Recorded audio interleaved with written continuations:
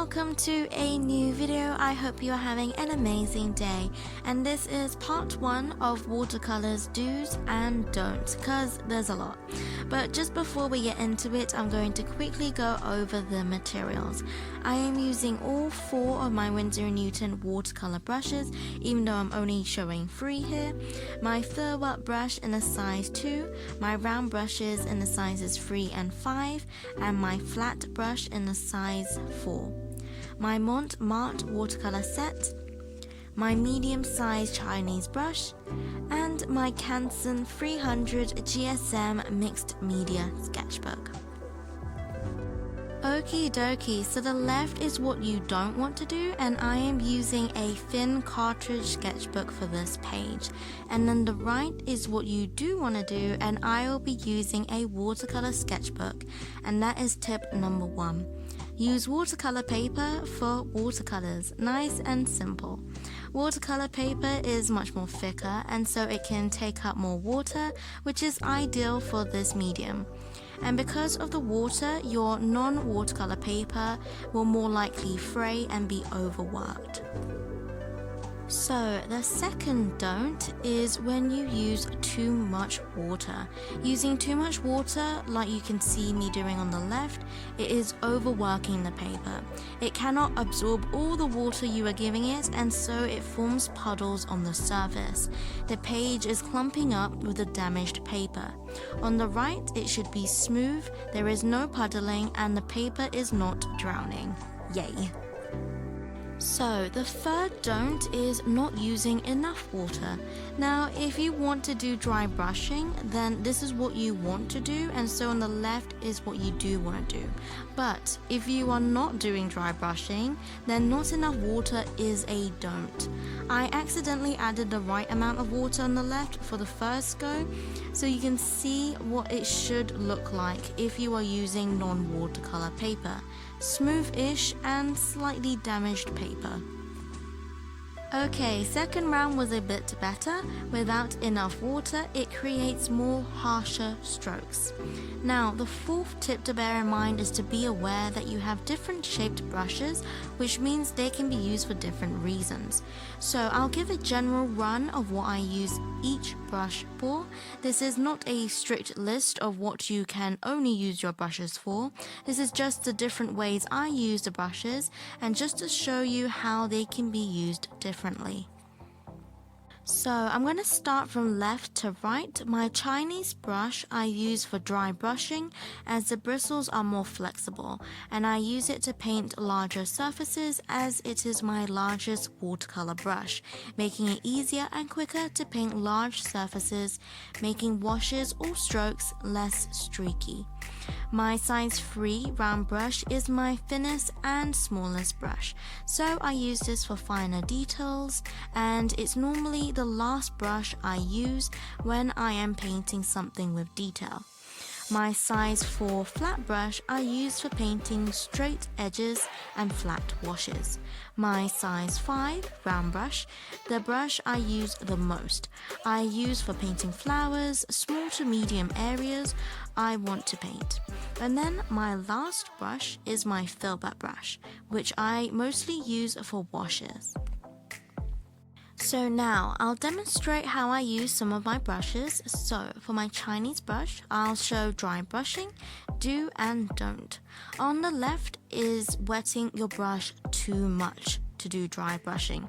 The strokes is how you would normally want it. What you do want to do is lightly dip your brush in your water and then into your pigment or paint.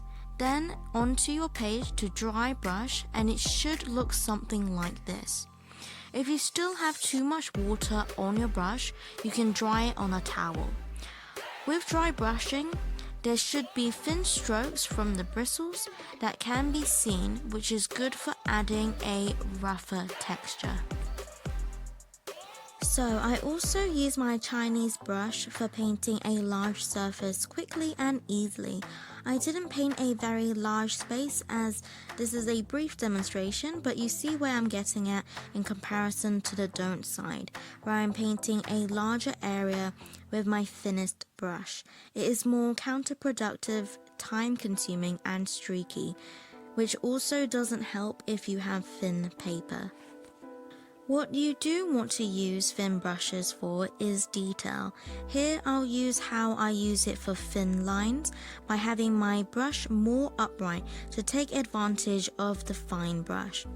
On the don't side is what happens when your brush is not upright, making broader strokes, which isn't suitable to adding detail on a small page.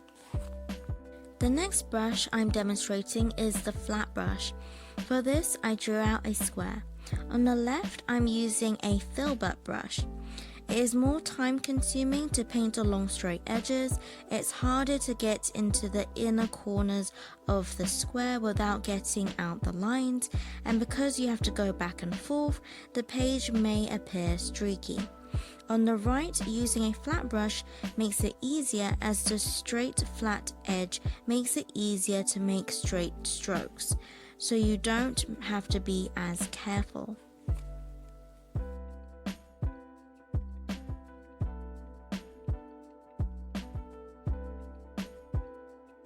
The next don't is using tape without making it less sticky first when using it to make a straight edge. It can rip your page, and although it didn't make much of a difference in this demonstration, preferably remove the tape when the page is dry. So what you don't want to do is to get your sticky tape. Apparently my tape is not that sticky, which is good for painting but not for this video showing you what you don't want. But anyways, to make the tape less sticky, I use my fingers to stick to the tape and then take it off, and continuously doing this till the tape is less sticky. You can also use your clothing in the same way to make it less sticky. And then stick your tape thoroughly on your page so that it doesn't peel back. I had to try this again for the don't side. I used sellotape instead and removed it, and then yes, it ripped the page. Never wanted my page to rip before, but for the purpose of this video, here is my ripped page on display, showing the frayed surface and the rough edge, which you don't want. On the right side, it was a little rough, but this can happen when you have textured paper. The next don't is don't be impatient. Wait for layers to dry if you don't want them to bleed. So if you do want this bleeding effect, like with a wet on wet technique, then this is what you want to do. But when using complementary colors, it will make a brown when they mix, as you can see here. If you don't want your colors to bleed, then it will have this effect on the left, which you don't want. Instead, like on the right, you want to paint one layer first, let it dry, and then paint next to it, which I will do in a bit. The next don't is don't make a dark, harsh outline, which you don't want still showing when you have finished painting. If you do want an outline still appearing, then this won't be an issue. But if you don't, when you paint over it, you won't be able to rub it out.